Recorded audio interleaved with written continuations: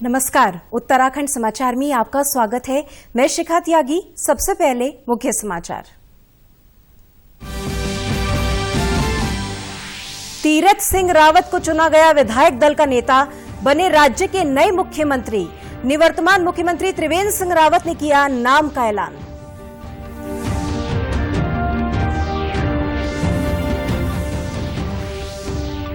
नए मुख्यमंत्री तीरथ सिंह रावत को राज्यपाल बेबी रानी मौर्य ने दिलाई पद और गोपनीयता की शपथ। मुख्यमंत्री बोले, राज्य की बेहतरी के लिए करूंगा काम। भारत उज्बेकिस्तान के बीच संयुक्त युद्धाभ्यास शुरू। आतंकवाद के विरुद्ध लड़ेंगे साझी लड़ाई। चौबटिया में 10 दिनों तक चलेगा डस्ट लीग के दूसरे संस्करण का अभ्यास। और पूर्णागिरि मेले में आने वाले श्रद्धालुओं के लिए खोली गई भारत नेपाल सीमा। नेपाल के ब्रह्मदेव स्थित सिद्धनाथ के भी कर सकेंगे दर्शन। कोरोना गाइडलाइंस का करना होगा पालन। अब समाचार विस्तार से। उत्तराखंड के 10वें मुख्यमंत्री के रूप में तीरथ सिंह रावत ने पद और गोपनीयता की शपथ ली। उनको राज्यपाल बेबी रानी मौर्य ने राजभवन में आयोजित एक सादे समारोह में शपथ दिलाई। शपथ ग्रहण से पहले राष्ट्रगान किया गया। इस मौके पर निवर्तमान मुख्यमंत्री त्रिवेंद्र सिंह रावत, केंद्रीय मंत्री रमेश पोखरियाल निशंक, सांसद अजय भट्ट, अजय टमटा, राज्यसभा सदस्य नरेश बंसल समेत कई नेता मौजूद रहे। मैं तीरथ सिंह रावत ईश्वर की शपथ लेता हूं कि मैं विधि द्वारा स्थापित भारत के संविधान के प्रति सच्ची श्रद्धा और निष्ठा रखूंगा। मैं भारत की प्रभुता और अखंडता अक्षुण्ण रखूंगा। मैं उत्तराखंड राज्य के मुख्यमंत्री के रूप में अपने कर्तव्यों का श्रद्धापूर्वक और शुद्ध अंतःकरण से निर्वहन करूंगा तथा मैं भय या पक्षपात, अनुराग या द्वेष के बिना सभी प्रकार के लोगों के प्रति संविधान और विधि के अनुसार न्याय करूंगा। मैं तीरथ सिंह रावत ईश्वर की शपथ लेता हूं कि विषय उत्तराखंड राज्य के मुख्यमंत्री के रूप में मेरे विचार के लिए लाया जाएगा अथवा मुझे ज्ञात होगा, उसे किसी व्यक्ति या व्यक्तियों को तब के सिवाय जबकि ऐसे मुख्यमंत्री के रूप में अपने कर्तव्यों के सम्यक निर्वहन के लिए ऐसा करना अपेक्षित हो, मैं प्रत्यक्ष अथवा अप्रत्यक्ष रूप से संसूचित या प्रकट नहीं करूंगा। उससे पहले विधायक दल की बैठक के बाद निवर्तमान मुख्यमंत्री त्रिवेंद्र सिंह रावत ने तीरथ सिंह रावत को नया मुख्यमंत्री बनाए जाने का ऐलान किया। त्रिवेंद्र सिंह रावत ने एक दिन पहले ही राज्यपाल से मुलाकात कर मुख्यमंत्री पद से इस्तीफा दे दिया था। बैठक में विधायकों समेत सभी सांसद भी मौजूद थे। इसके अलावा बैठक में पर्यवेक्षक के रूप में भाजपा नेता छत्तीसगढ़ के पूर्व मुख्यमंत्री रमन सिंह और भाजपा उत्तराखंड प्रदेश प्रभारी दुष्यंत कुमार गौतम भी मौजूद थे।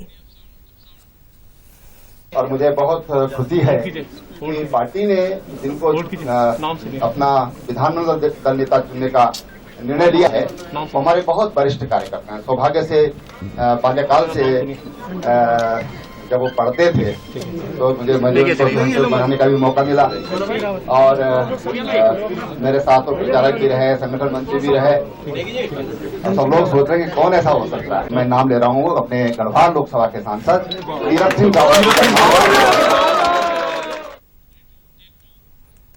भारतीय जनता पार्टी विधायक दल की बैठक में तीरथ सिंह रावत को नेता चुन लिया गया। उनका जन्म 4 अप्रैल 1949 में पौड़ी जिले की असवालसियों पट्टी के सीरो गांव में हुआ था। इस पर पेश है हमारी एक खास रिपोर्ट। तीरथ सिंह रावत की गिनती पार्टी के बड़े नेताओं में होती है और वो गढ़वाल से सांसद होने के साथ ही पार्टी के राष्ट्रीय सचिव भी हैं। 2019 में वो हिमाचल प्रदेश के चुनाव प्रभारी भी बनाए गए थे। तीरथ सिंह रावत की पहचान उनका बेहद सरल व्यक्तित्व है। लोगों से उनका हमेशा से जुड़ाव बना रहा। पौड़ी गढ़वाल में जन्मे तीरथ सिंह रावत ने छात्र राजनीति से अपने करियर की शुरुआत की थी। 1983 से 1988 तक राष्ट्रीय स्वयं सेवक संघ के प्रचारक रहे। फिर अखिल भारतीय विद्यार्थी परिषद, उत्तराखंड के संगठन मंत्री और राष्ट्रीय मंत्री भी रहे। वो हेमवती नंदन बहुगुणा गढ़वाल विश्वविद्यालय में छात्र संघ अध्यक्ष और छात्र संघ मोर्चा उत्तर प्रदेश में प्रदेश उपाध्यक्ष भी रहे। 1997 में उत्तर प्रदेश विधान परिषद के सदस्य निर्वाचित हुए। वो साल 2000 में नवगठित उत्तराखंड के पहले शिक्षा मंत्री बने थे। इसके बाद 2007 में बीजेपी ने उन्हें उत्तराखंड का प्रदेश महामंत्री बनाया। 2012 में वो चौबट्टा खाल विधानसभा से विधायक निर्वाचित हुए और साल 2013 में उत्तराखंड भाजपा प्रदेश अध्यक्ष बने। 2019 के चुनाव में बीजेपी ने तीरथ सिंह रावत को गढ़वाल लोकसभा सीट से प्रत्याशी बनाया था। उन्होंने अपने निकटतम प्रतिद्वंदी कांग्रेस के मनीष खंडूड़ी को बड़े अंतर से हराया था। तीरथ सिंह रावत को बेदाग छवि का नेता माना जाता है। Bureau report, DD news, Dehradun. Garhwal सांसद तीरथ सिंह रावत को प्रदेश का मुख्यमंत्री बनाए जाने की सूचना मिलते ही उनके गांव के साथ ही पूरे क्षेत्र में खुशी की लहर है। उनके गांव में सूचना पहुंचने के बाद उत्सव जैसा माहौल है। गांव में लोगों ने एक दूसरे को रंग लगाकर खुशी का इजहार किया। मुख्यमंत्री तीरथ सिंह रावत के बड़े भाई जसवंत सिंह रावत ने कहा कि छोटे से गरीब परिवार को बेटे ने बड़ा पद हासिल किया है। उनके लिए ये खुशी का पल है। गांव में सब जगह की गांव वालों को बहुत अच्छी खुशी हो रही है कि हमारे गांव का एक छोटा सा बालक गरीब परिवार का इतनी अच्छी पोस्ट पर पहुंच गया। मुख्यमंत्री की भाभी सतेश्वरी देवी का कहना है कि तीरथ सिंह रावत सरल स्वभाव के हैं। उनको इस बात की बहुत खुशी है कि वे अपने मुख्यमंत्री बन गए हैं। हमें बहुत खुशी हुई आज हमारे देवर जी हमारे उत्तराखंड के मुख्यमंत्री के रूप में आज हमारे बीच में आए। आज पहले सांसद थे, सबको उनके बारे में पहले से जानकारी है।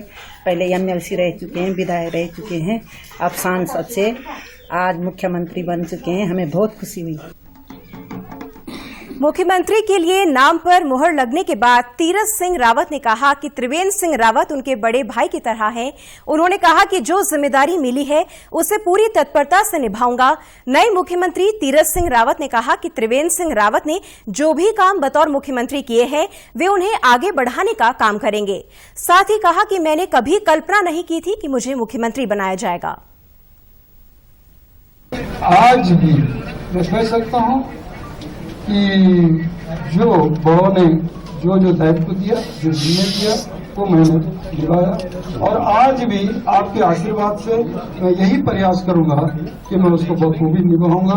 आपके साथ साथ आपका सहयोग, आपका मित्रत्व, आपका पूरी तरह और आशीर्वाद बड़ों का।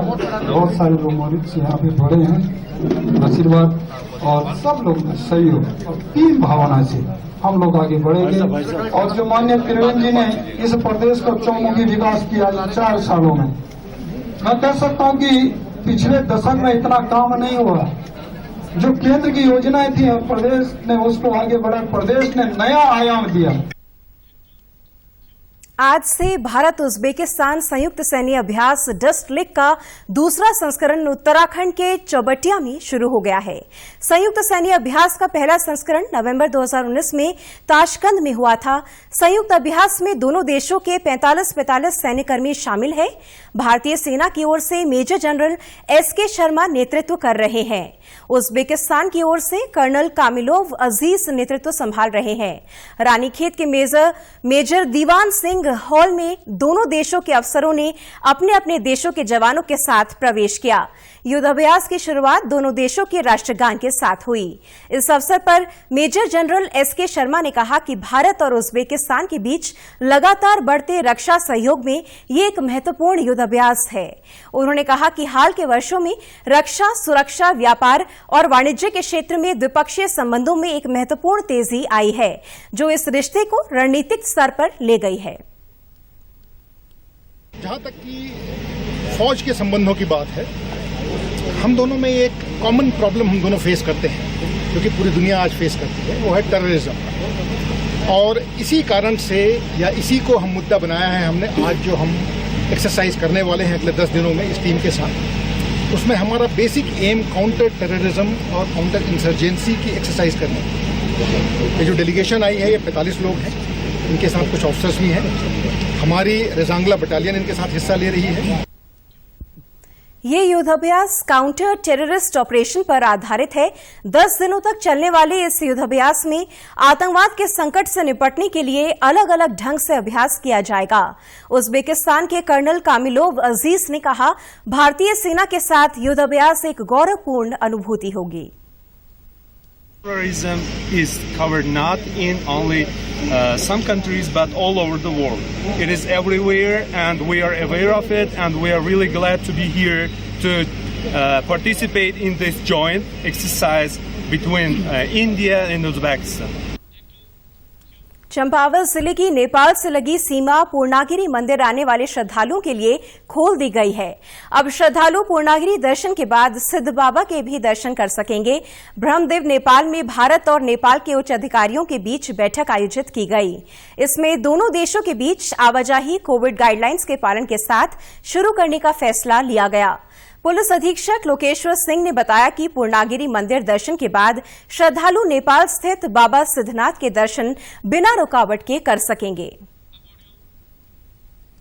कल ब्रह्मदेव पर नेपाल के पुलिस और प्रशासनिक अधिकारियों के साथ जिला चंपावत के प्रशासनिक और पुलिस अधिकारियों, साथ ही साथ एपीएफ और एसएसपी के अधिकारियों के साथ ज्वाइंट एक मीटिंग हुई है, जिसमें ये निर्णय लिया गया है कि जो भी श्रद्धालु पूर्णागिरि दर्शन के लिए आएंगे उनके लिए ब्रह्मदेव को खोला जाएगा, और ब्रह्मदेव पर जो सिद्ध मंदिर है वहां पर भी श्रद्धालु जाकर दर्शन कर पाएंगे। Food safety and standards authority of India ने आज देहरादून में इंडियन इंस्टीट्यूट ऑफ पेट्रोलियम के साथ एक कार्यक्रम आयोजित किया। इस कार्यक्रम के दौरान रुको योजना से जुड़े होटल और रेस्टोरेंट संचालकों को प्रमाण पत्र देकर सम्मानित किया गया।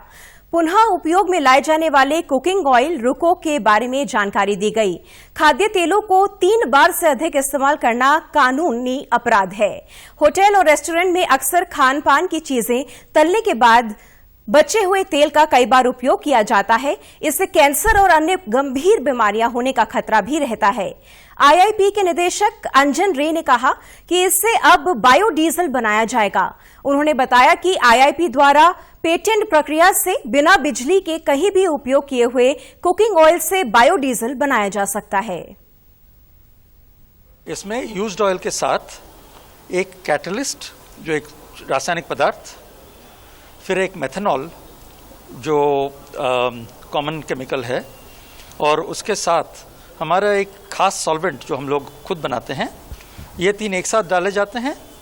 फिर हल्का सा उसको घोल के 1.5-2 घंटा रख दिया जाता है और बायोडीजल बन जाता है। इतना साधारण बन गया प्रणाली। मतलब इसको हम अनस्किल्ड लेबर से बिना बिजली के देश के किसी कोने में बना सकते हैं, और यही खासियत है। Food safety and standards authority of India लोगों को इस विषय में जागरूक करेगा। आईआईपी बायोफ्यूल, क्लीन फ्यूल और जेट एयर फ्यूल बनाने की भी तैयारी कर रहा है।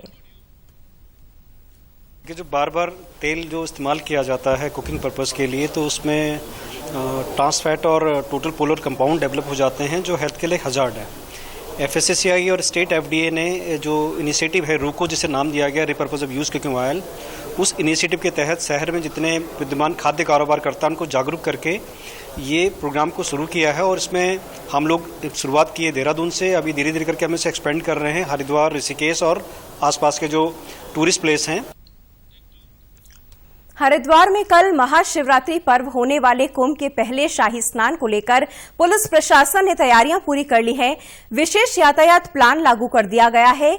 कोरोना गाइडलाइंस का पालन कराने के लिए पुलिस लोगों को जागरूक करने के साथ ही चालान भी कर रही है। अखाड़ों की पेशवाई शहर के विभिन्न मार्गों से होते हुए हर की पैड़ी पहुंचेगी। यहां सभी अखाड़ों के संत बारी बारी स्नान करेंगे। मेलाधिकारी दीपक रावत ने बताया, पेशवाई को देखते हुए शहर में पेशवाई रोड पर वाहनों का आवागमन बंद रहेगा।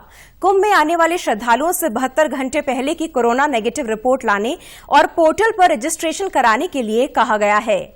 उन्होंने बताया कि महाशिवरात्रि पर्व पर हर की पैड़ी और मालवीय द्वीप सुबह 8 बजे से शाम तक अखाड़ों के लिए आरक्षित रहेंगे।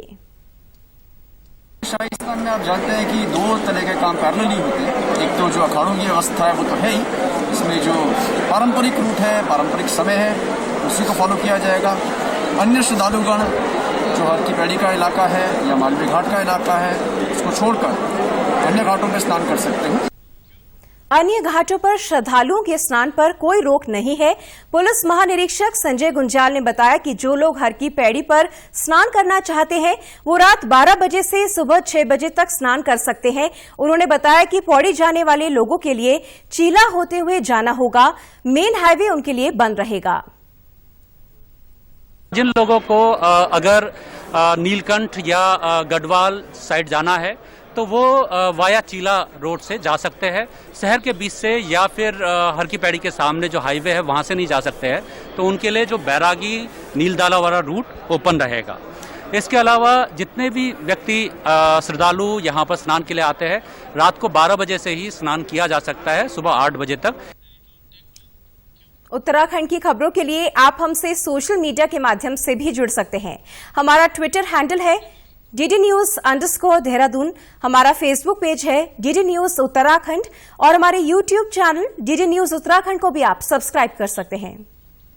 कोरोना संक्रमण से बचने के लिए मास्क का अनिवार्य रूप से और सही ढंग से प्रयोग करें। साथ ही सामाजिक दूरी का ख्याल रखें, नियमित रूप से हाथ धोएं और याद रखें, कोरोना को हराना है, मास्क जरूर लगाना है। नमस्कार।